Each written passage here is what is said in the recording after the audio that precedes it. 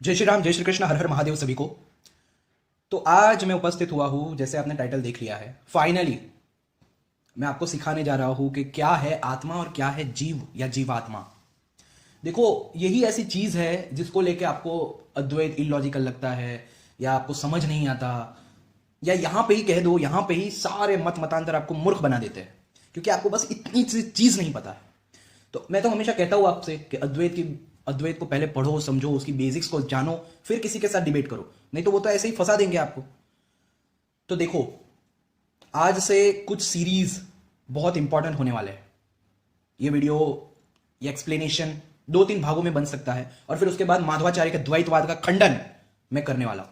अगर आपने ये 1-2 वीडियो जो जीव और आत्मा के डिफरेंस पे है ये नहीं समझे, तो आपको कभी वो चीजें समझ नहीं आएगी जो मैं माधवाचार्य के खंडन में, अचिंत्य भेदाभेद के खंडन में, विशिष्ट अद्वैत के खंडन में, जो अनंत खंडन में करूंगा। वैसे तो आप ये आज का वीडियो भी देख लेंगे ना, तो आप खुद खंडन करने के काबिल हो जाएंगे, क्योंकि यही बेस है यहां, यही वो चीज है जहां पे अद्वैत जीत जाता है हमेशा। और इसी चीज के कारण अद्वैतवाद है कि हम जीव को अणु मानते हैं, जीव को अल्पज्ञ मानते हैं, जीव अवस्था को, लेकिन आत्मा को व्यापक मानते हैं। जो ये कहते हैं ना कि एक हम बस ये अचिंत्य भेदाभेद जो खुद का ही बनाया हुआ है, क्योंकि देखो, ये लोग कहते हैं चैतन्य महाप्रभु ने दिया, लेकिन चैतन्य महाप्रभु ने कोई किताब नहीं लिखी है। उनको बोलो कि चैतन्य महाप्रभु ने लिखा है ना, ये फिलोसॉफी दी है ना, तो इधर आ चल, चैतन्य महाप्रभु ने ब्रह्मसूत्र पे भाष्य कहां पे लिखा, दिखा। चैतन्य महाप्रभु ने कहां पे ये फिलोसॉफी समझा, ये दिखा मुझे।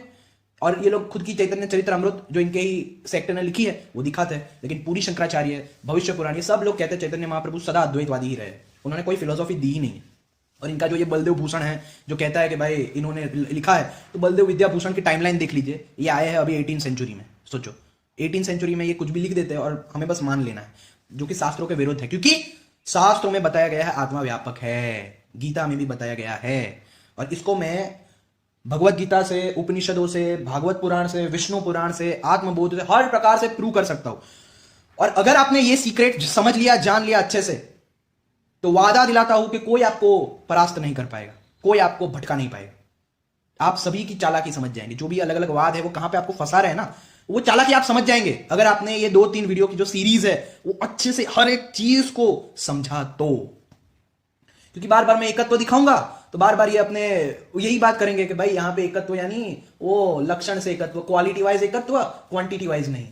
बस ये इंटरप्रिटेशन खुद का फालतू इंटरप्रिटेशन करेंगे, शास्त्रों में तो ऐसा लिखा नहीं होता, लेकिन खुद का फालतू इंटरप्रिटेशन करेंगे और आपको लगेगा हाँ यार सही बोल रहा है, क्योंकि आपको यही लगता है कि आत्मा अणु है, जबकि आत्मा अणु नहीं है। अचिंत्य भेदाभेद बिल्कुल लॉजिकल लगता है, क्यों? क्योंकि आपको अज्ञानता है कि आत्मा अणु है, ये आप में अज्ञानता है, इसलिए वो लोग इस बात का फायदा उठा के आपको हरा देते हैं, क्योंकि आपने कभी अद्वैत सीखा ही नहीं है अच्छे से, इसलिए तो हार जाते हो आप लोग। तो आज और ये 2-3 वीडियो बहुत इंपॉर्टेंट है, क्योंकि मैं स्वयं सिखाऊंगा शास्त्रों से प्रमाण दिखा दिखा के कि क्या है आत्मा की व्याख्या और क्या है जीव या जीव आत्मा की व्याख्या। आत्मा को जब जीव भाव प्राप्त होता है, जो कि आत्मा को प्राप्त नहीं होता, अविद्या लगती है मन को। ये लोग तो इतने बेवकूफ है, बताते हैं कि आत्मा तो अविकारी है, ब्रह्म को अगर अविद्या लग गई, माया लग गई, तो तो माया बड़ी हो गई। मतलब इतने अज्ञानी है, इनको इतना बेसिक तक नहीं पता कि अविद्या और विद्या दोनों मन को लगती है, मन को। और इसीलिए शास्त्रों में मन एवं मनुष्याणाम कारणम बंध मोक्षयो, कि मन ही मनुष्य के बंधन और मोक्ष का कारण है, ये ऐसे ही नहीं कहा गया, क्योंकि अज्ञानता लगी है मन को, और वो भी उसकी ही इच्छा से उसने धारण किया है। ये हमें उपनिषदों में और गीता में भी प्राप्त होता है। गीता में स्वयं कृष्ण कहता है ना कि मैं योग माया से स्वयं को छुपा लेता हूं, तो हम भी इनको सेम तर्क दे सकते हैं कि योग माया इतनी पावरफुल है कि कृष्ण को छुपा दिया, ओ हो।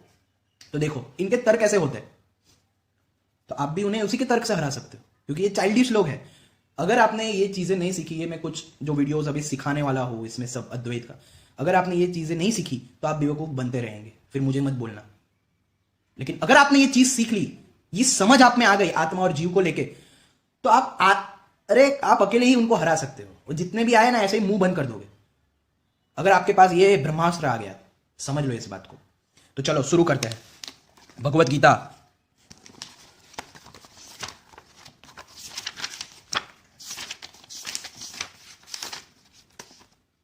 टू 2.17 नाश रहित तो तू उसको जान जिससे यह संपूर्ण जगत व्याप्त है। इस अविनाशी का विनाश करने में कोई भी समर्थ नहीं है। जो इस आत्मा को, यानी देखो यहां पे एक और प्रूफ कि किसको सर्वमिदम ततम, किसको कहा गया व्यापक, कि जिसने संपूर्ण जगत को व्याप्त करके रखा है। और ये आत्मा की ही बात की जा रही है। देखो, जो इस आत्मा को मारने वाला समझता है तथा जो इसको मरा मानता है, वे दोनों ही नहीं जानते, क्योंकि यह आत्मा न तो किसी को मारता है और न किसी के द्वारा मारा जाता है। यह आत्मा किसी काल में भी न जन्मता है और न मरता ही है, तथा न उत्पन्न होकर फिर होने वाला ही है, क्योंकि यह अजन्मा, नित्य, सनातन, पुरातन शरीर के मारे जाने पर भी यह नहीं मारा जाता। यह आत्मा की व्याख्या। तो फिर ये किस मुंह से कहते हैं कि कृष्ण या राधा हमारे माता पिता है? क्योंकि इसमें तो कह दिया कि वो तो ना जन्मा है ना मरता है। माता पिता तो कोई तब होगा ना जो जन्म ले, हम किसी से उत्पन्न होंगे, लेकिन आत्मा को तो कह दिया वो तो ऐसा है ही नहीं कि वो किसी काल में नहीं था या आगे नहीं रहेगा। वो तो अजन्मा है, नित्य है, सनातन है, पुरातन है। समझ रहे हो इस बात को?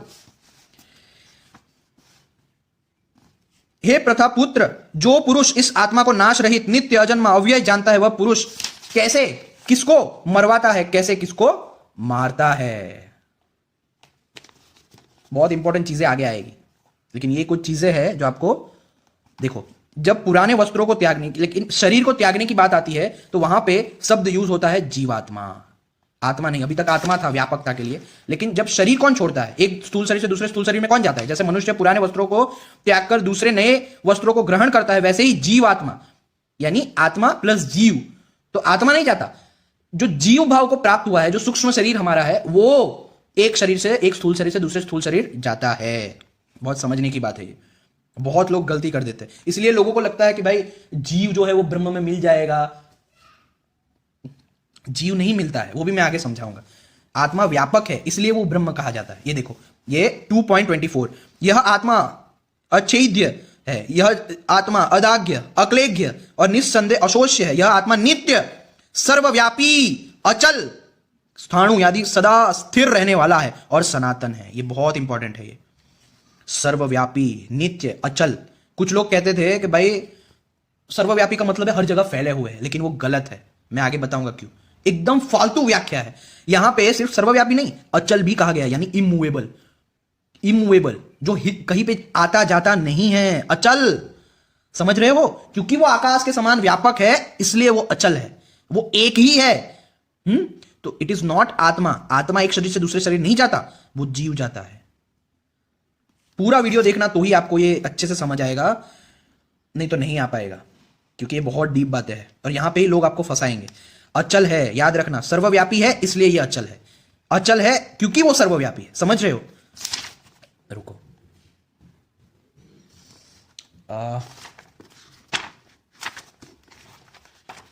इसको अच्छे से अगर आपने समझ लिया ना, फिर आपको डिबेट में कोई नहीं हरा पाएगा और फिर आपको कभी अद्वैत इलॉजिकल नहीं लगेगा, यकीन मानो।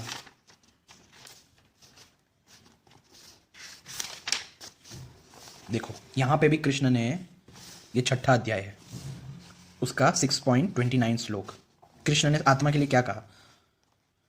सर्वव्यापी अनंत चेतन में एक ही भाव से स्थिति रूप योग से युक्त आत्मा वाला। आपको बस इतना याद रखना है, योग युक्त आत्मा किसे कहते हैं? योग युक्त आत्मा वाला, सब में समभाव से देखने वाला योगी, आत्मा को संपूर्ण भूतों में स्थित और संपूर्ण भूतों को आत्मा में कल्पित देखता है। आत्मानम सर्वभूतस्थम च सर्वभूतानि आत्मनि। यहां पे भी आत्मा की व्याख्या समझ रहे हो आप, कि वो व्यापक है, जिसके अंदर समस्त भूत यानी ये जितने भी जीव है वो स्थित है, और समस्त जीव के अंदर वो है, क्योंकि वो आकाश के समान व्यापक है। जैसे बहुत सारे घड़े हैं, तो आकाश घड़ों के बाहर भी है और घड़ों के अंदर भी है, उसी प्रकार। और उसके बाद ही जो ये देखो 6.30 में कहते हैं, जो पुरुष संपूर्ण भूतों में सबके आत्म रूप मुझ वासुदेव को ही व्यापक देखता है और संपूर्ण भूतों को मुझ वासुदेव के अंतर्गत देखता है, उसके लिए मैं अदृश्य नहीं होता और वह मेरे लिए अदृश्य नहीं होता।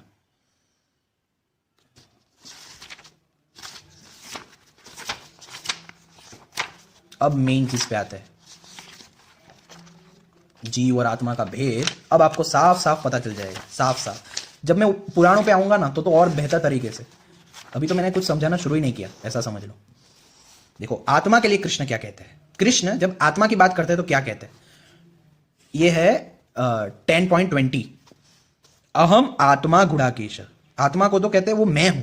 हे अर्जुन, मैं सब भूतों के हृदय में स्थित सबका आत्मा हूं तथा संपूर्ण भूतों का आदि, मध्य और अंत भी मैं ही हूं। तो आत्मा के लिए तो कृष्ण ने कहा मैं स्वयं हूं, लेकिन जीव के लिए क्या कहेंगे? अब ये देखना, जीव को हमेशा अंश बताया गया, तो ये जानबूझकर ये दुष्ट लोग आपको जीव वाला श्लोक दिखाते रहेंगे और जीव वाले श्लोक से क्या करने की कोशिश करेंगे कि ये जीव तुम हो, तो तुम अंश हो, तुम अणु हो। आत्मा को तो कृष्ण ने स्वयं कहा वो मैं हूं, अहम आत्मा। लेकिन जीव के लिए देखो क्या कहा, ये देखो गीता में कितना, इसलिए मैंने कहा था जिसने एक ग्रंथ भी ठीक से पढ़ा होगा ना, वो आराम से आत्मा और जीव शब्द का भेद समझ जाएगा। लेकिन लोग ठीक से पढ़ते नहीं है, और ऐसे दुष्ट लोग तो हमेशा रहते ही है जो आपको गुमराह करने के लिए तैयार बैठे हैं, भगवान के नाम पे धंधा करने के लिए। देखो आत्मा के लिए कृष्ण क्या कहते हैं, 15वां अध्याय 7वां श्लोक, इस देह में यह सनातन जीव भूतः मेरा ही अंश है, इन प्रकृति में स्थित मन और पांचों इंद्रियों को आकर्षण करता है। तो आपको यहां पे एक और चीज, यहां पे एक और हिंट आपको मिलेगी। जीव का क्या काम, क्या है, मन और पांचों इंद्रियों को आकर्षित करना। लेकिन आत्मा के लिए तो क्या कहा है कि वो तो साक्षी मात्र है। तो इससे भी पता चलता है कि जीव और आत्मा अलग है। कृष्ण ने आत्मा के लिए क्या कहा, अहम आत्मा। लेकिन जीव के लिए क्या कहा, जीव क्या है, अंश। समझ रहे हो? अभी कुछ लोग कहेंगे कि यहां पे तो जीव लोग, जीव सनातन अंश है। इसका मतलब ये नहीं है कि सनातन अंश है, इसका मतलब ये बिल्कुल नहीं है। इसका मतलब यह, इस देह में यह सनातन जीवात्मा मेरा ही अंश है। जो सनातन यानी जो आत्मा के स्वरूप में सनातन है, यानी इस तरह से समझो कि लहरें हैं और मैं कह रहा हूं कि ये जो लहर का फॉर्म है ना, ये तो अंश रूप दिख रहा है, लेकिन ये जो पानी है, पानी के व्यू पॉइंट से ये सनातन है। तो ये जो जीव है, जीव का जो स्वरूप है, जीव भूतः, ये सनातन नहीं है, ये आवरण है, अंश रूप है। लेकिन वो सनातन है अपनी आत्मा अवस्था में, अपनी आत्मा की दृष्टि से, क्योंकि आत्मा का कभी अंत नहीं होता, वो व्यापक है। देखो इसका यहां पे भी देखो, ये इन लोगों ने कहा है। और ये अंश का मतलब ऐसा भी नहीं, देखो यहां पे भी आपको एक हंसी वाली बात बताता हूं। ये लोग कहते हैं ना we are the part and parcel, part and parcel, part and parcel. वो जीव के लिए है, आत्मा के लिए नहीं है, वो बात तो आप समझ गए। लेकिन पार्ट एंड पार्सल का ऐसा भी मतलब नहीं है कि भाई कृष्ण ऊपर बैठे हैं और उनके सभी पार्ट यहां वहां घूम रहे हैं। अरे इनकी फिलोसॉफी इलॉजिकल है और लाफेबल है। आपको हंसना चाहिए इनकी फिलोसॉफी देख के कि अच्छा हम पार्ट एंड पार्सल है, तो यानी ऊपर गोलोक में तो कोई रहता नहीं होगा, क्योंकि उसके सारे पार्ट्स तो यहां वहां घूम रहे हैं। आधे पार्ट्स उस ब्रह्मांड में, आधे पार्ट्स उस ब्रह्मांड में। भगवान ने अपना आधा आधा पार्ट सबको पार्सल, अलग अलग ग्रह को पार्सल में दे दिया है। देखो इनकी फिलोसॉफी इलॉजिकल है, नॉट अद्वैता। देखो यहां पे इसका भी मतलब समझाया है कि अंश का भी किस तरह से अंश है। क्या ऐसा है कि वो ऊपर बैठा है और उसके ए चल आधे पार्ट मेरे उधर जा, आधे उस ब्रह्मांड में, चलो स्प्रिंकल करता हूं मैं आधे आधे पार्ट्स को, उस तरह से अंश नहीं है। जैसे विभाग रहित स्थित हुआ भी महाकाश घटों में पृथक पृथक भांति प्रतीत होता है, वैसे ही सब भूतों में एक ही रूप से स्थित हुआ भी परमात्मा पृथक पृथक भांति प्रतीत होता है। इसी से देह में स्थित जीवात्मा को भगवान ने अपना सनातन अंश कहा है। यानी अंश भी किस तरह, वो व्यापक है लेकिन आवरण में फंस गया है जीव, इसीलिए तो जीव भाव एक आवरण है। देखो अब इसको मैं इनके जो टॉप मोस्ट श्रीमद् भागवतम है ना, इससे दिखाता हूं मैं। श्रीमद् भागवतम द्वितीय खंड, द्वादश खंड, 5वां अध्याय, उसका 5वां श्लोक। सब आंसर है, सब आंसर है, ऐसा कोई क्वेश्चन नहीं है जिसका आंसर अद्वैत के पास ना हो। जीव भाव एक आवरण है, ये देखो वो अंश भी है, तो किस तरह अंश है, ऐसा नहीं कि भगवान कोई ऊपर बैठा है, तो वो तो सबसे लाफेबल फिलोसॉफी है। तो मतलब गोलोक में तो कोई है ही नहीं, क्योंकि उसके सारे पार्ट तो यहां वहां हर ब्रह्मांड में घूम रहे हैं। बेवकूफ लोग। देखो जैसे घड़ा फूट जाने पर आकाश पहले की ही भांति अखंड रहता है, परंतु घटाकाशता की निवृत्ति हो जाने से लोगों को ऐसा प्रतीत होता है कि वह महाकाश से मिल गया, वास्तव में तो वह मिला हुआ ही था। वैसे ही देहपात हो जाने पर ऐसा मालूम पड़ता है मानो जीव ब्रह्म हो गया, वास्तव में तो वह ब्रह्म था ही, उसकी अब्रह्मता तो प्रतीति मात्र थी। यहां पे कैसा एग्जाम्पल दिया आप समझ रहे हो? घड़ा यानी पॉट, उसके अंदर भी आकाश यानी स्पेस होता है, उसके बाहर भी स्पेस आकाश होता है। तो वो जो सर्वव्यापक स्पेस है वो ब्रह्म है। यानी यहां पे भी समझा है ब्रह्म कोई ऊपर बैठा व्यक्ति नहीं है, वो सर्वव्यापक आकाश की तरह है। और वो जीव भाव क्या है, वो कोई ऐसा भी नहीं है कि ऊपर बैठा है तो उसके पार्ट यहां वहां घूम रहे हैं, ऐसा भी नहीं है। पार्ट इसलिए है, अंश इस प्रकार से है कि घड़ा जैसे घड़े के अंदर जो आकाश हो तो उसको क्या कहेंगे, वो अलग नहीं हुआ है, वो एक ही है, वो पूरा आकाश अनडिवाइडेड है। लेकिन व्यावहारिक रूप से ऐसा लगता है कि वो अलग हो गया। मान लो वो घड़े के अंदर जो आकाश है उसमें जान आ गई और वो सोच रहा है अरे मेरा अस्तित्व तो सिर्फ ये घड़े के अंदर ही है। समझ रहे हो? तो इस प्रकार से वो अंश के समान है। लेकिन जैसे ही ये आवरण हट जाता है यानी जीव भाव हट जाता है, तो ये सबको मूर्ख बनाता है कि जीव जाके विलीन हो जाएगा ऊपर या आत्मा जाके विलीन हो जाएगी। ऐसा कुछ नहीं है मानता अद्वैत। अद्वैत मानता है कि आत्मा तो व्यापक ही है, हम व्यापक ही है, लेकिन ये पंचकोश, ये 3 शरीर के कारण हम खुद को आवरण में पाते हैं। ये आवरण हट जाते हैं ना तो हम खुद को ब्रह्म रूप में अनुभव करते हैं। समझ रहे हो आप? उसकी अब्रह्मता तो प्रतीति मात्र थी, देखो लोगों को ऐसा प्रतीत होता है कि वह महाकाश से मिल गया, वास्तव में तो वह मिला हुआ ही था, वास्तव में मिला हुआ ही था। ऐसा नहीं है कि हम अलग हो गए, समझ रहे हो? इसलिए तो ब्रह्म व्यापक है, हम उनसे अलग हो ही नहीं सकते। ब्रह्म ज्योति कोई ऊपर होती तो भाई यहाँ पे तो ब्रह्म को व्यापक कहा गया है, उसमें सब ओत प्रोत ऐसा कहा गया है। तो कुछ भी अपने मतलब निकालना बंद करो। और ये देखो यहाँ पे जीव को अलग बता दिया, जीव यहाँ पे कहा है जीव अंश है, वास्तव में मिला हुआ ही था, वैसे ही देखो जीव ब्रह्म हो गया। लेकिन यहां पे वास्तव में माया ही जीव के संसार चक्र में पड़ने का कारण है। देखो यहां पे भी आत्मा की व्यापकता कहेंगे, ये देखना ध्यान से। स्वयं प्रकाश आत्मा का नाश नहीं होता, क्योंकि वह कार्य और कारण, व्यक्त और अव्यक्त सबसे परे, वह आकाश के समान, आकाश के समान सबका आधार है, नित्य और निश्चल है, वह अनंत ही है। सचमुच आत्मा की उपमा आत्मा ही है। समझ रहे हो? इसमें भी आत्मा को क्या कहा? आकाश के समान सब, यानी अंडरलाइंग रियलिटी। अभी तो मैं और समझाऊंगा, चिंता मत करो, धीरे धीरे समझ में आएगा, धीरे धीरे। लेकिन अगर ये चीज समझ आ गई ना तो आप खुद ही कोई एक बोलेंगे अरे देखो इसने ये बोल दिया, ये कर दिया। अरे सब बेवकूफ बना रहे अपने वीडियोस में, सबके वीडियो में देख चुका हूं, एकदम चाइल्डिश से भी थर्ड क्लास वीडियो है, बच्चा भी हंसेगा इन पे कि इतने फालतू। क्योंकि बस आपको पता नहीं है ना, प्रॉब्लम ये है आपको बेसिक्स नहीं पता, इसलिए ये लोग मूर्ख बना देते हैं। बेसिक्स को अच्छे से समझो और पढ़ो। मैं इसीलिए कहता हूं कि पहले खुद पढ़ो। हाँ, पढ़ोगे नहीं तो कैसे पता चलेगा? देखो यहां पे 13वां अध्याय 32 श्लोक 32वां। जिस प्रकार सर्वत्र व्याप्त आकाश सूक्ष्म होने के कारण लिप्त नहीं होता, वैसे ही देह में सर्वत्र स्थित आत्मा लिप्त नहीं होता। देख रहे हो? आकाश की तरह उसको व्यापक बताया। हे अर्जुन, जिस प्रकार एक ही सूर्य इस संपूर्ण ब्रह्मांड को प्रकाशित करता है, उसी प्रकार एक ही आत्मा संपूर्ण क्षेत्र को प्रकाशित करता है। एक ही आत्मा, आत्मा दो नहीं है, जीव दो है, जीव अनेक है, दो क्या, जीव अनेक है।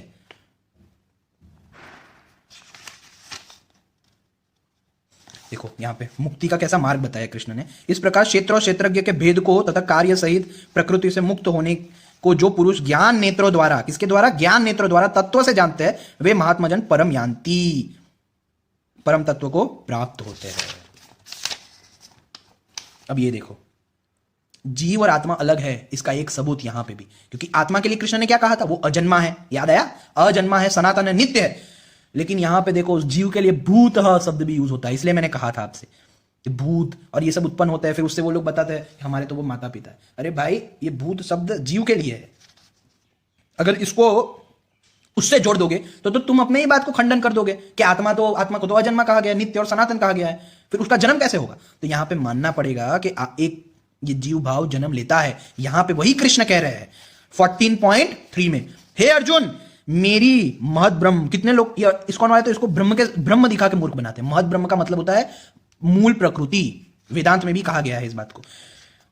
महद ब्रह्म रूप मूल प्रकृति संपूर्ण भूतों की योनि है, अर्थात गर्भाधान का स्थान है। और मैं यानी अहम यानी आत्मा, कृष्ण का मैं यानी आत्मा, उन योनियों में चेतन समुदाय रूप यानी जीव रूप गर्भ को स्थापन करता हूं। उस जड़ चेतन के संयोग से सब भूतों की उत्पत्ति होती है।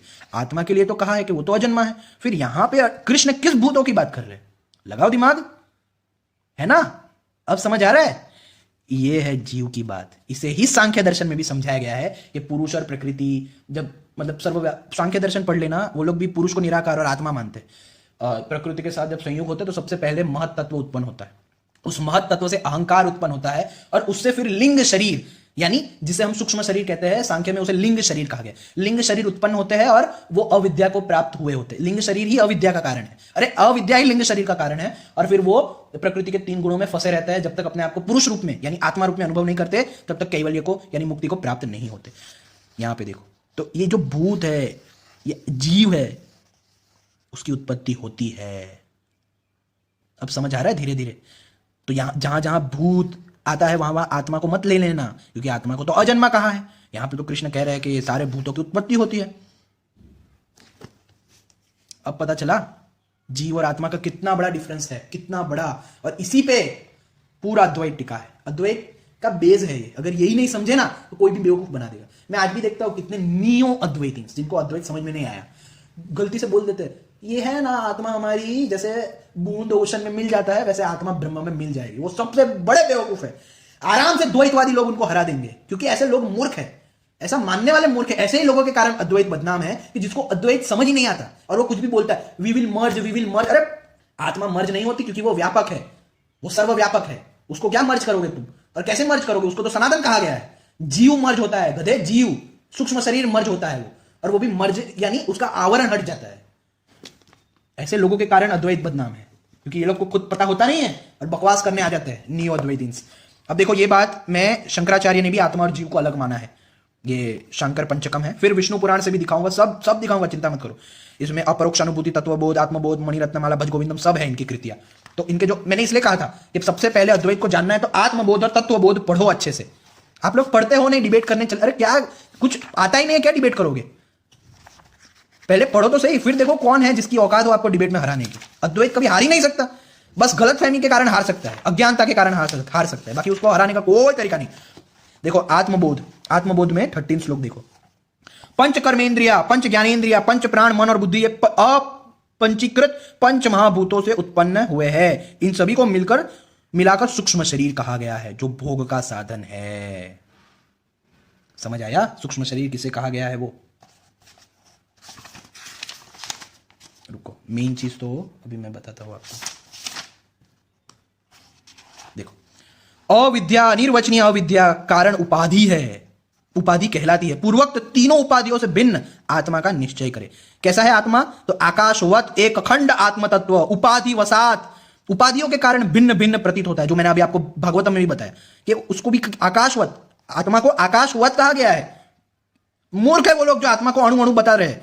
कुछ अद्वैतवादी भी इतने मूर्ख है, जो अद्वैतवादी नहीं है, मतलब बस थोड़ा बहुत पढ़ा होगा रामकृष्ण परमहंस और ये सबको, वो लोग यही बोलते थे जैसे बूंद जो होती है वो समुद्र में मिल जाती है, हम लोग सब समुद्र भगवान में मिल जाएंगे। अरे बेवकूफ, तेरे ही कारण गए आज के द्वैतवादी लोग मजाक उड़ा के चले जाते हैं, क्योंकि आत्मा कभी, भाई आत्मा सनातन है, वो कभी मिल नहीं सकती। आत्मा को ब्रह्म इसलिए कहा गया क्योंकि वो व्यापक है। इतनी सी बात समझ में नहीं आती लोगों को, मैं क्या बोलूं, कितने अज्ञानी हो गए लोग, थक जाता हूं मैं तो। ये तो कोई कहता है ना हम मिल जाएंगे, मैं तो ये सुन के मुझे गुस्सा आ जाता है, ये क्या बेवकूफी। यानी इन्होंने सेकंड चैप्टर भी ठीक से नहीं पढ़ा कि आत्मा को सनातन नित्य कहा गया, वो कैसे मिल जाएगा किसी में? वो जीव मिल जाता है, जीव, पागल। जैसे नगर में रहने वाली प्रजा से राजा सदा विलक्षण तथा पृथक होता है, ऐसे ही देह, इंद्रिय, मन, बुद्धि तथा प्रकृति से विलक्षण बुद्धि वृत्ति के साक्षी स्वरूप आत्मा को जानो। आत्मा कैसी है? साक्षी। जैसे बादल के दौड़ने पर चंद्रमा दौड़ता सा दिखाई पड़ता है, ऐसे ही इंद्रियों के व्यापार युक्त हो जाने पर अविवेकियों को आत्मा व्यापार वाला सा प्रतीत होता है। जिस प्रकार सूर्य के प्रकाश का आश्रय लेकर मनुष्य अपनी क्रिया में प्रवृत्त होते हैं, वैसे ही चैतन्य आत्मा का आश्रय लेकर शरीर, इंद्रिया, मन और बुद्धि अपने अपने व्यापार में प्रवृत्त होते हैं। आत्मा साक्षी मात्र है, वो अकर्ता और अभोक्ता है। तो वो जो पहले वाला पक्षी है वो आत्मा कैसे हुआ? जो कहते हैं ना 2 पक्षी है शरीर में, तो पहले वाले पक्षी को तो भोक्ता और कर्ता बताया गया है, दूसरे वाले पक्षी को साक्षी बताया गया है। आत्मा को तो हर शास्त्रों में साक्षी कहा गया है, तो तुमने पहले वाले पक्षी को आत्मा कैसे ले लिया? हाँ, पहले वाला पक्षी है जीव, सूक्ष्म शरीर। देखो कितने सब पॉइंट्स कैसे क्लियर हो रहे हैं। मैं इसलिए कह रहा था कि बस आप अद्वैत को अच्छे से समझ जाओ, फिर आपको पॉइंट्स जैसे ही क्लियर होंगे ना, आपको पता चलेगा अद्वैत से ज्यादा लॉजिकल इस पूरी दुनिया में कोई चीज नहीं है। ये सबसे बड़ा आत्मबोध 27th साफ साफ आदि शंकराचार्य ने जीव और आत्मा को अलग बता दिया। भ्रमवश रज्जु को सर्प मानने की भांति आत्मा को जीव जानकर अज्ञानी पुरुष भयभीत होता रहता है, किंतु मैं जीव नहीं हूं, मैं तो परम आत्मा हूं। यदि वैसा जान लेता है तो वह निर्भय हो जाता है। साफ साफ किसको? आत्मा को जीव जानकर। और ये कौन जानता है? अविद्या किसको लगी है? आत्मा को लगी है, मन को लगी है, मन को। ब्रह्म को अविद्या नहीं लगी है, मन को लगती है। विद्या अविद्या दोनों मन को लगता है। समझो, बेसिक्स को अच्छे से समझो।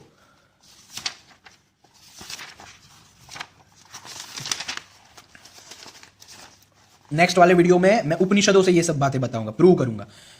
48 यह संपूर्ण जगत आत्मेव इदम जगत सर्व। यह संपूर्ण जगत आत्मा ही है, आत्मा से भिन्न कुछ भी नहीं। जैसे मृतिका के से उत्पन्न घटादि मृतिका स्वरूप ही है, भिन्न कुछ भी नहीं, ठीक उसी प्रकार ज्ञानी सबको अपने आत्म स्वरूप ही देखता है। समझ आया? अब आते हैं विष्णु पुराण पे। आपको ये क्लियर करना जरूरी है कि आत्मा व्यापक और एक है, तब आप उन सबको हरा पाओगे जो फालतू के कुछ भी वीडियोस में बकवास कर रहे हैं। कुछ भी, मतलब कुछ भी। हद होती है बकवास करने की, लेकिन कुछ भी बकवास करना। ये आया विष्णु पुराण द्वितीय अंश, उसका 14वां अध्याय, 2.14.28, 29, 30, 31, 32, 33। अच्छे से पढ़ना आत्मा को क्या कहा गया है हमारे शास्त्रों में हर जगह। अतः हे राजन, निस्संदेह ये सब श्रेय ही है, यानी परमार्थ नहीं। अब जो परमार्थ है वह मैं संक्षेप से सुनाता हूं, श्रवण करो। आत्मा एक। कितने लोग तो सर्वव्यापक का अर्थ ये ले लेते हैं कि जीव हर जगह फैले हैं ना, इसलिए सर्वव्यापक है। तो ऐसे जो नपुंसक झूठे लोग हैं, ऐसे ही मुंह बंद करने के लिए वहां पे अचल शब्द भी यूज किया कि अचल है, आत्मा अचल है क्योंकि वो व्यापक है, इसलिए इमूवेबल है। और यहां पे एक शब्द भी यूज किया क्योंकि इन्हें पता होगा कि आगे कुछ ऐसे भी नीच नपुंसक धंधेबाज होंगे जो व्यापक का मतलब लेंगे कि हर जगह जीव फैले हुए हैं ना, इसलिए व्यापक है। तो इसलिए यहां पे एको भी लिख दिया। ये देखो, एको व्यापी समः शुद्धो निर्गुणः प्रकृते परः, और आत्मा ही लिखा है। हाँ, तो उसका भी बहाना मत देना इस्कॉन के कुत्तों। एको व्यापी, वो एक व्यापक है, एक ही है आत्मा। समझ आया? अतः हे राजन, अरे मैं कहा था, आत्मा एक व्यापक समः शुद्ध निर्गुण और प्रकृति से परे है। वह जन्म वृद्धि आदि से रहित सर्वव्यापी है और अव्यय है। हे राजन, वह परम ज्ञानमय है। असत नाम और जाति आदि से उस सर्वव्यापक का संयोग न कभी हुआ है, न है और न होगा। वह अपने और अन्य प्राणियों के शरीर में विद्यमान रहते हुए भी एक ही है। बेटा जयतु वैष्णव धर्म बहुत उड़ रहा था ना, तू कुछ भी व्याख्या दे रहा था कि सर्वव्यापी का मतलब यह है क्योंकि जीव हर जगह फैले हुए हैं इसलिए अरे नपुंसक, अरे ऊपर बैठे जैसे तुझ जैसा अज्ञानी उन्होंने कभी देखा नहीं। एक ही है, विद्यमान रहते हुए भी एक ही है। ये व्यापक का मतलब ऐसे लिख दे के जीव फैले हुए हैं इसलिए व्यापक है। मैं अपनी हंसी नहीं रोक पा रहा था कि इतने मूर्ख लोग भी हो सकते हैं, इतना बेवकूफ इंसान भी कोई हो सकता है। मैं ऐसा सोच रहा था वो वीडियो सुनते वक्त। इस प्रकार जो विशेष ज्ञान है वही परमार्थ है। द्वैत भावना वाले पुरुष तो अपरमार्थ दर्शी है। जिस प्रकार अभिन्न भाव से व्याप्त एक ही वायु के बांसुरी के छिद्रों के भेद से सड़क आदि भेद होते हैं, उसी प्रकार एक ही परमात्मा के देवता मनुष्य आदि अनेक भेद प्रतीत होते हैं। प्रतीत एक रूप आत्मा के जो नाना भेद है वे बाह्य देहादि के कर्म प्रवृत्ति के कारण ही हुए हैं। देवादि शरीरों के भेद का निराकरण हो जाने पर वह नहीं रहता। उसकी स्थिति तो अविद्या के आवरण तक ही है। ये सब आवरण है। समझ आया किस तरह से हमारे मेटाफिजिकली सब समझाया गया है, लेकिन कुछ दुष्ट लोगों ने किस प्रकार उसे कर दिया है, ये देखने वाली बात है। एक और चीज जो बहुत उछल रहा था, हम वैष्णव लोग ऐसे सोचते हैं कि जीव हर जगह फैले हुए हैं ना, इसलिए वो व्यापक। अरे वहां पे अचल शब्द नहीं दिख रहा था तुझे नमूने? वहां पे अचल शब्द नहीं दिख रहा था तुझे उसी श्लोक में? तेरे प्रभुपाद ने तो अचल शब्द का मीनिंग जड़ लिख दिया। इतना बेवकूफ इंसान था वो। गालियां मत खिला। समझ आया? मैंने तुझ जैसों को रिप्लाई इसलिए नहीं करता क्योंकि उसमें रिप्लाई जैसा कुछ था ही नहीं। मैं हंस रहा था, मैं बोल रहा था ये देखो ये तो कॉमेडी की है इसने अपने वीडियो में। द्वितीय अंश 2.16.22 सॉरी, हाँ नहीं एक मिनट, हाँ 22, 23, 24, 25, 26, 27 अच्छे से पढ़ना है। आत्मा व्यापक है इसलिए वो कहीं आता जाता, इसलिए उसे अचल कहा गया, एको कहा गया। समझ रहे हो? हाँ, ये कितना जरूरी था ये समझना, सोचो। नहीं तो अद्वैत समझ ही नहीं आ सकता था। इतना इंपॉर्टेंट है या नहीं ये टॉपिक? और तुमने जो पूछा कि आप कहां रहने वाले हैं, कहां जा रहे हैं तथा कहां से आए हैं, सो इन तीनों के विषय में मेरा मत सुनो। आत्मा सर्वगत है क्योंकि यह आकाश के समान व्यापक है। आकाश के समान, ऐसे नहीं हर जगह फैले हुए हैं जीव इसलिए वो व्यापक। पागल कहीं का कुछ भी बोलता है। आकाश के समान व्यापक है। अतः कहां से आए हो, कहां रहते हो और कहां जाओगे, यह कथन भी कैसे सार्थक हो सकता है? मैं तो ना कहीं जाता हूं ना आता हूं। क्यों? क्योंकि अचल कहा गया। याद करो गीता का वो श्लोक, अचलो अयम सनातन। याद करो, एक एक चीज को मन में बिठाओ तब चीजें समझ आएगी। या पढ़ के भूल जाओगे तो कुछ समझ नहीं आएगा। फिर फिलोसॉफी में आने का कोई मतलब नहीं है। चाइल्डिशनेस में जाओ। बहुत सारे चाइल्डिश लोग पढ़े ही है हमारे यहाँ, बाइबल वाले, कुरान वाले, इस्कॉन वाले, उसी में रहो। तुम्हारा स्पिरिचुअलिटी में कोई काम नहीं है। तुम जैसे लोग स्पिरिचुअलिटी को दूषित ही करेंगे। उससे अच्छा जाओ बच्चों के साथ खेलो, बाइबल कुरान और इस्कॉन वालों के में रहो, खेलो उनके साथ। कहां से आए? मैं तो ना कहीं आता हूं ना जाता हूं और ना किसी एक स्थान पर रहता हूं। समझ रहे हो? वस्तुतः तू नहीं, अन्य नहीं, मैं नहीं। आत्मा कहीं आती जाती नहीं क्योंकि वो आकाश के समान व्यापक है। तो ये विष्णु पुराण से भी बता दिया। अभी तो बहुत है, कहा ना मेरे पास इतने सबूत है। मैं वीडियो इतने लंबे बनाता हूं, अगर कोई मेरे अच्छे से वीडियो समझे ना तो कोई भी किसी के भी वीडियो से गुमराह नहीं हो सकता। लेकिन मैं देखता हूं कितने लोग मुझे कहते हैं कि इसका आंसर, अरे पहले देखो तो सही कि इसने जो एक्सपोज लिखा है बस ऐसे ही लिख दिया है, उसमें एक्सपोज जैसा कुछ है भी सही कि बच्चों वाली फालतू बातें अपने प्रभुपाद के ट्रांसलेशन दिखाए हैं। हाँ, पहले वो तो देखो, एक्सपोज लिख देने से क्या एक्सपोज हो जाता है? मैं दुखी हूं कुछ कुछ लोगों से, इसलिए मुझे आज मैंने सोचा कि मैं बेजी लोगों को समझा देता हूं कि वो लोग खुद ही समझदार हो जाए और खुद ही खंडन करते हो जाए। ये देखो, अष्टावक्र गीता पे भी हम आते हैं। अष्टावक्र गीता,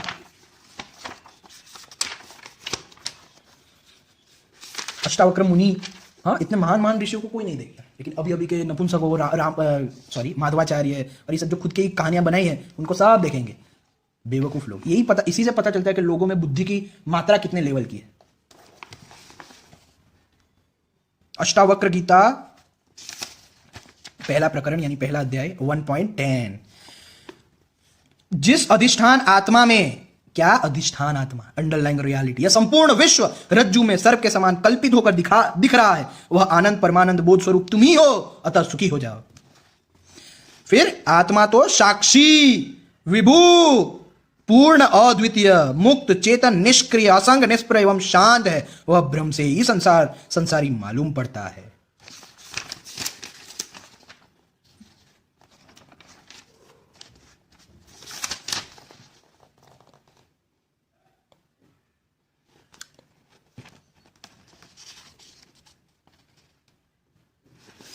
फिर यहां पे रियलाइजेशन हो गया था जनक जी को, तो वो कहते हैं 2.4,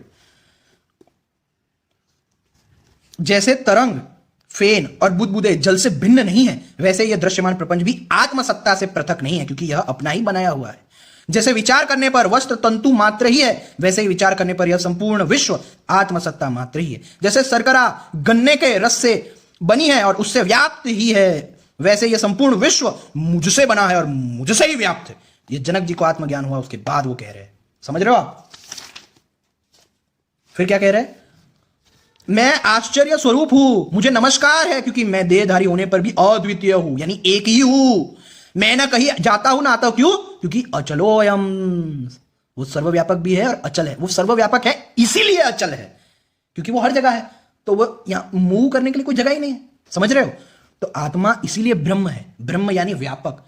वो इसलिए ब्रह्म नहीं है कि वो अभी बेचारी छोटी अणु है और कहीं ब्रह्म में जाके मिल जाएगी और फिर जाके ब्रह्म बनेगी। अरे ऐसा होता तो अहम ब्रह्मस्मि जो वो उपनिषद में बोल रहे हैं, वो तो पॉसिबल ही नहीं था। वो ऋषि को बोलना चाहिए था, ए बेटा अभी अहम ब्रह्मस्मि मत बोल, तू जब मर जाएगा और लीन हो जाएगा ना, तब अहम ब्रह्मस्मि बोलना।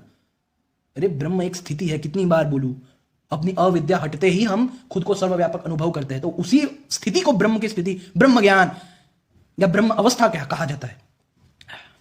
मैं आश्चर्य स्वरूप हूं, मुझे नमस्कार है, मेरे समान चतुर और कोई नहीं है, क्योंकि मैं तो शरीर का स्पर्श भी नहीं करता, फिर भी चिरकाल से विश्व को धारण किए हुए हूं। देखो ऐसा अनुभव, ऐसा अनुभव, यह है आत्मज्ञान का अनुभव। समझ आया? तो आपको समझना पड़ेगा।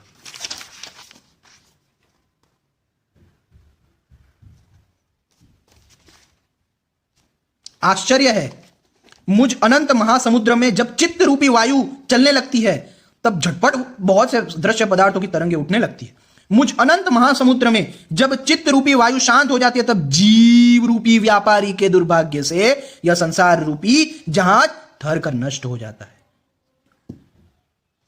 बड़े आश्चर्य की बात है कि मुझ अनंत महासमुद्र में, क्योंकि ये तो आत्मज्ञान की अवस्था है, जनक जी ने माना आत्मा तो व्यापक है और ये जो जीव है वो अणु है और वो मूवेबल है, वो अचल नहीं है, वो एक शरीर से दूसरे शरीर जाते रहते हैं।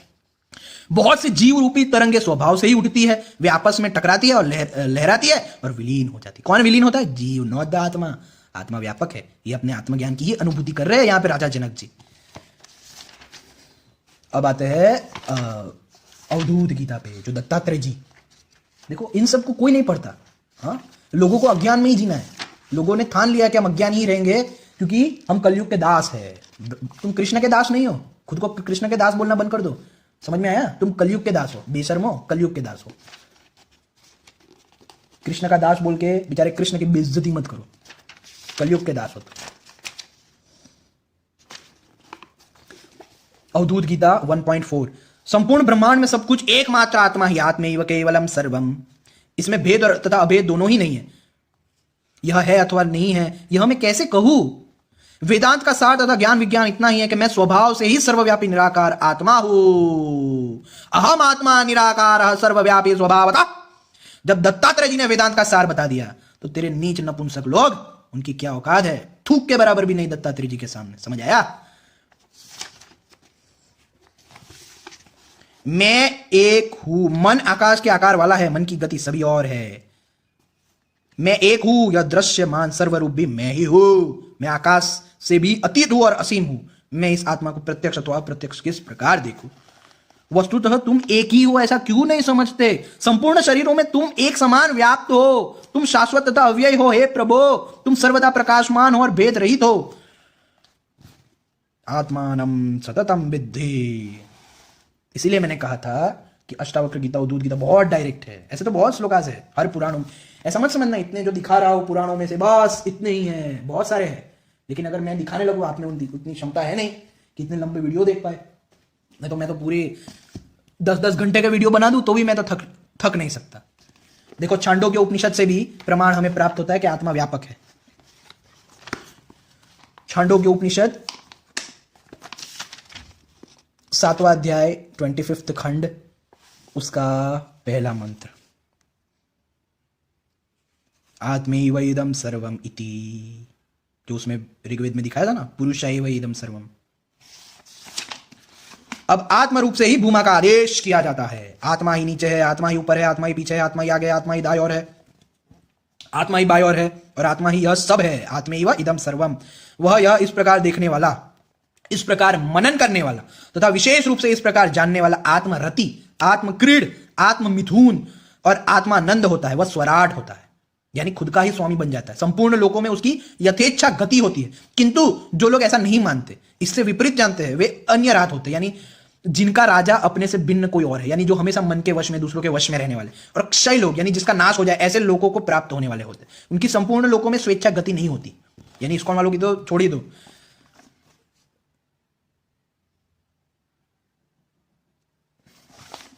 अब आए फिर से भागवतम पे। भागवतम, श्रीमद् भागवतम से फिर से आएंगे हम। आपको जीव और आत्मा का डिफरेंस समझना पड़ेगा। और कुछ लोग कहते हैं भाई, एक तो मैंने ऐसा क्वेश्चन सुना था कि भूत प्रेत तो दिखते हैं, तो फिर आपने कैसे कहा आत्मा निराकार? अरे भाई, आत्मा भूत प्रेत आत्मा होती है ऐसा किसने कह दिया? वो तो जीव की अवस्था है, सूक्ष्म शरीर की अवस्था है। वो एक योनि है भूत प्रेत तो। क्या यार, इसलिए मैंने कहा बेसिक्स को क्लियर करो। क्यों नहीं करते क्लियर? क्यों इतनी खोज वृत्ति नहीं है आप में सत्य को जानने की? ऐसी खोज वृत्ति नहीं है ना, तो आपको सत्य कभी नहीं मिलेगा। क्योंकि सत्य उसी को प्राप्त होता है जो पूरे सच्चे दिल से सत्य की खोज करता है। प्रकृति उसी के सामने सत्य को रिवील करती है। ये उसका स्वभाव है, ये प्रकृति का स्वभाव है। सबके सामने वो अपनी चीजें रिवील नहीं करती।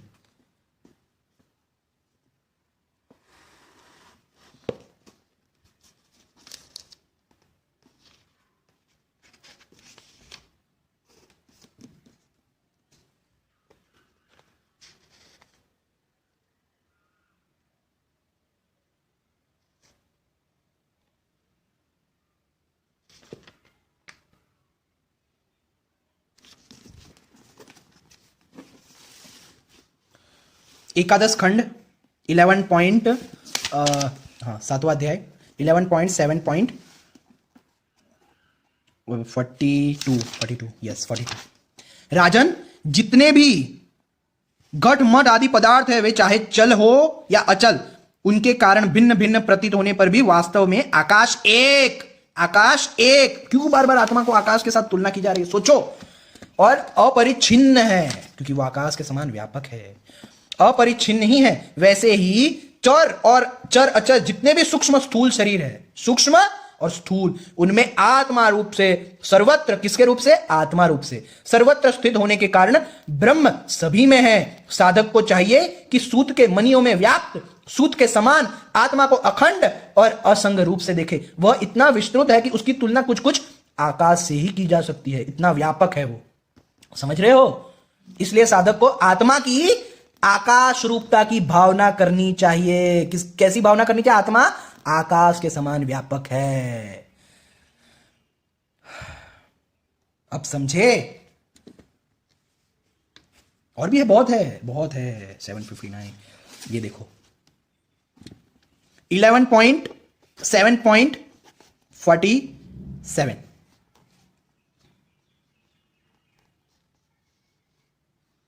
वैसे ही सर्वव्यापक आत्मा भी अपनी माया से, आत्म मायाम, कहां गया यार, अपनी माया से रचे हुए कार्य कारण रूप जगत में व्याप्त होने के कारण उन उन वस्तुओं के नाम रूप से कोई संबंध न होने पर भी उनके रूप में प्रतीत होने लगता है। समझ आया? सब आंसर हमारे शास्त्रों में है, लेकिन कोई ठीक से पढ़े तो ना। आत्मा अणु है, हाँ, मिल जाएगी वो ब्रह्म में जाके। अरे ब्रह्म को व्यापक कहा गया, ब्रह्म कोई ऊपर बैठा व्यक्ति थोड़ी है कि वहां पे जाके चलो मिल जाएंगे। और पहली बात तो वो मिल क्यों जाएगी, उसे सनातन कहा गया है। जीव जीव भाव हमारा नष्ट हो जाता है, ये ईगो हमारा नष्ट, ये रॉन्ग आई, जो रॉन्ग आई है ना हमारा, जिसे ईगो, जिसे जीव जो कहा गया है, ये चला जाता है। समझने की कोशिश करो।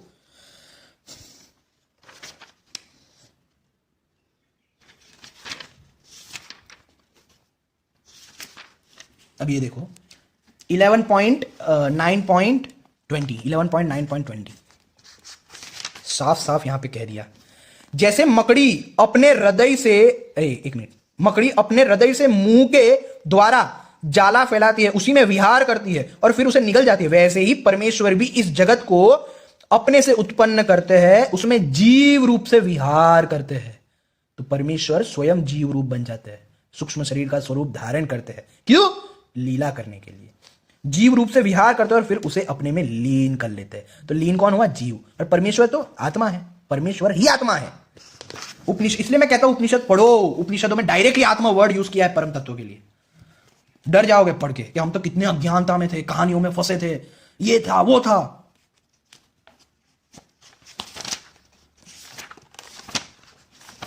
एट 83 देखो, यहां पे स्वयं कृष्ण 11वां स्कंड 28 अध्याय, 11वां स्कंड 28 अध्याय, और उसका यहां पे 3rd श्लोक। अच्छे से पढ़ना, अच्छे से देखना, बहुत काम की चीज है। कृष्ण स्वयं बता रहे हैं,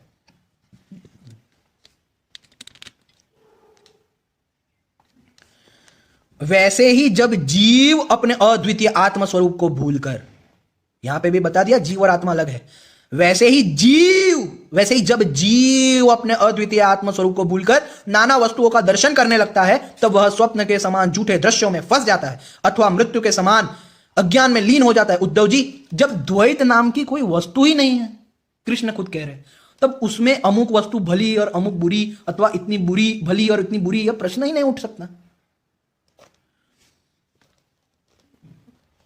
उद्धव जी, जो कुछ प्रत्यक्ष या परोक्ष वस्तु है वह आत्मा ही है, वही सर्वशक्तिमान भी है। जो कुछ विश्व सृष्टि प्रतीत हो रही है, इसका वह निमित्त कारण तो है ही, उपादान कारण भी है। अर्थात वही विश्व बनता है और वही विश्व वही बनाता भी है, वही रक्षक है और रक्षित भी वही है। ये देखो, सर्वात्मा भगवान ही इस संसार कहां गया, संसार करते हैं, और जिसका संसार होता है वह भी वे ही है। अवश्य ही व्यवहार दृष्टि से देखने पर आत्मा इस विश्व से भिन्न है, परंतु आत्म दृष्टि से उसके अतिरिक्त और कोई वस्तु ही नहीं है।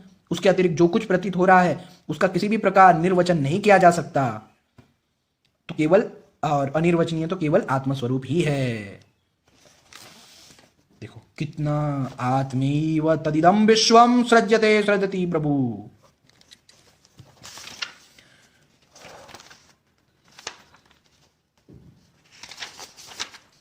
साफ साफ साफ साफ। अब यहां पे तो कृष्ण ने जीव को बता ही दिया क्या है जीव। 11.28.16 उद्धव जी, देह, इंद्रिय, प्राण और मन में स्थित आत्मा ही जब उनका अभिमान कर बैठता है कि ये मैं हूं, उन्हें अपना स्वरूप मान लेता है, तब उसका नाम जीव हो जाता है। अब समझ आया? जीव भाव उस अति सूक्ष्म आत्मा की मूर्ति है, गुण और कर्मों का बना हुआ लिंग शरीर, सूक्ष्म शरीर, जिसे सांख्य में लिंग शरीर कहते हैं, वेदांत में उसे सूक्ष्म शरीर कहते हैं। उसे ही कहीं सूत्रात्मा कहा जाता है, कहीं महत्त्व। फिर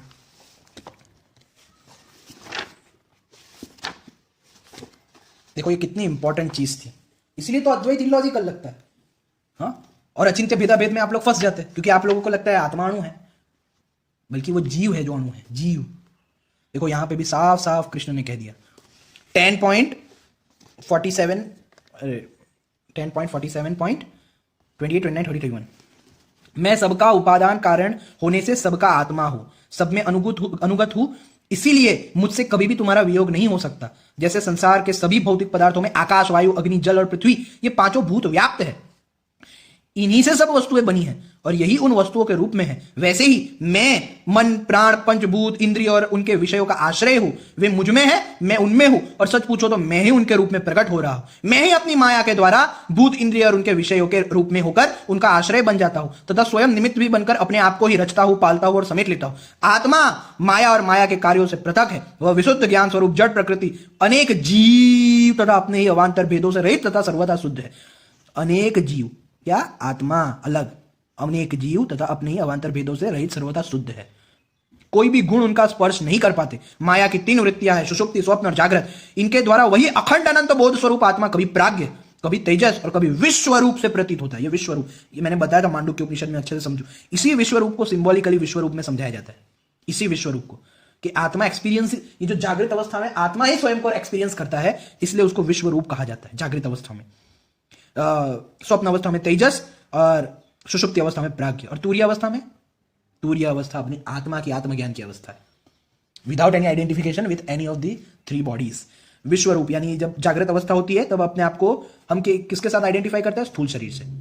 जब स्वप्न अवस्था होती है यानी तेजस कहलाते हैं कब? जब हम अपने आप को सूक्ष्म शरीर से आइडेंटिफाई कर लेते हैं, और सुषुप्ति में अपने आप को हम कारण शरीर से आइडेंटिफाई करते हैं। तो ये सब बातें समझनी पड़ेगी। इससे भी साफ साफ बता दूं, चलो बता देते हैं। श्रीमद् भागवतम प्रथम खंड,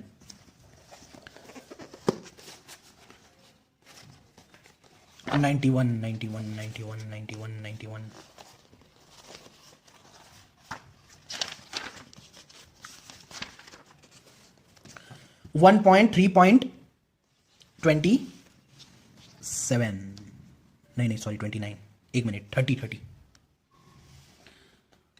प्राकृत स्वरूप रहित चिन्मय भगवान का जो यह स्थूल जगदाकार रूप है, यह उनकी माया के महत आदि गुणों से भगवान में ही कल्पित है। जैसे बादल वायु के आश्रय रहते हैं और गुसरपना धूल में होता है, परंतु अल्प बुद्धि मनुष्य बादलों का आकाश में और गुसरपने का वायु में आरोप करते हैं, वैसे ही अविवेकी पुरुष सबके साक्षी आत्मा में स्थूल दृश्य रूप जगत का आरोप करते हैं। इस स्थूल रूप से परे भगवान का एक सूक्ष्म अव्यक्त रूप है, जो न तो स्थूल की तरह आकार आदि गुणों वाला है और न देखने सुनने में ही आ सकता है, वही सूक्ष्म शरीर है। आत्मा का आरोप या प्रवेश होने से यही जीव कहलाता है। कौन? सूक्ष्म शरीर जीव कहलाता है, और इसी का बार बार जन्म होता है। ऊपर युक्त सूक्ष्म और स्थूल शरीर से स्थूल शरीर अविद्या से ही आत्मा में आरोपित है। जिस अवस्था में आत्म स्वरूप के ज्ञान से यह आरोप दूर हो जाता है, उसी समय ब्रह्म का साक्षात्कार होता है। तत्वज्ञानी लोग जानते हैं कि जिस समय यह बुद्धि रूपा परमेश्वर की माया निवृत्त हो जाती है, उस समय जीव परमानंदमय हो जाता है।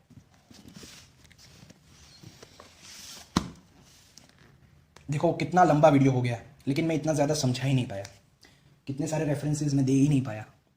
तो आप खुद भी सर्च कर सकते हो यूट्यूब पे कि जी what is the difference between atma and jiva. हाँ, ये जीव को अद्वैत खुद कहता है, भाई जीव तो अणु ही है, जीव तो अल्पज्ञ ही है, जीव को कौन ब्रह्म कह रहा है? हम तो आत्मा की दृष्टि से ब्रह्म अवस्था मानते हैं, क्योंकि आत्मा व्यापक है और ब्रह्म का अर्थ व्यापक होता है। ब्रह्म का अर्थ होता है अंडरलाइंग रियलिटी, जो सबके अंदर आकाश के समान स्थित है। तो आत्मा वैसी है, इसलिए आत्मा ब्रह्म है। वो कोई मिल जाएगी वहां पे जाके तब ब्रह्म हो जाएगी, ऐसा कभी नहीं कहता अद्वैत। इसलिए मैंने कहा अद्वैत को ठीक से जानो, पढ़ो और समझो।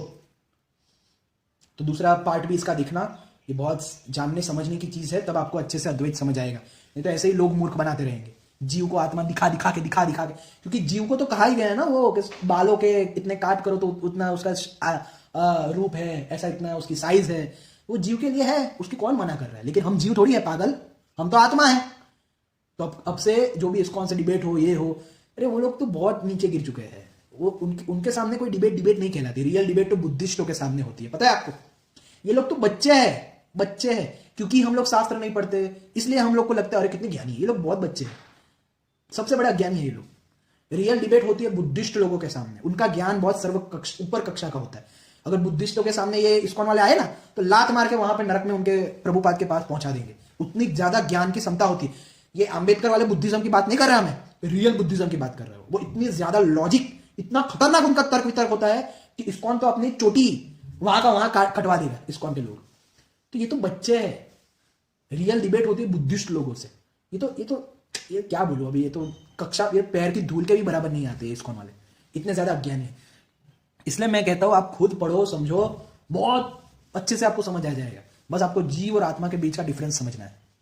तो ये सीरीज को मिस मत करना, क्योंकि ये 2 सीरीज में मैं आत्मा और जीव को समझाऊंगा ना, उसके बाद 2 series in the sense 2 video में, फिर उसके बाद मैं माध्वाचार्य का खंडन करने वाला, इतना बुरी तरीके से खंडन करूंगा। वो जो 2 पक्षी पे उछलता है ना, वो 2 पक्षी इतनी ईजी है इसका खंडन करना, एक छोटा लॉलीपॉप खाता बच्चा भी इनका खंडन कर दे, इतना ईजी है। उसका मैं खंडन करूंगा, तब देख लेना कौन सही है कौन गलत है, सबको अपनी अपनी औकात पता चल जाएगी। तो जय श्री राम, जय श्री कृष्ण, हर हर महादेव।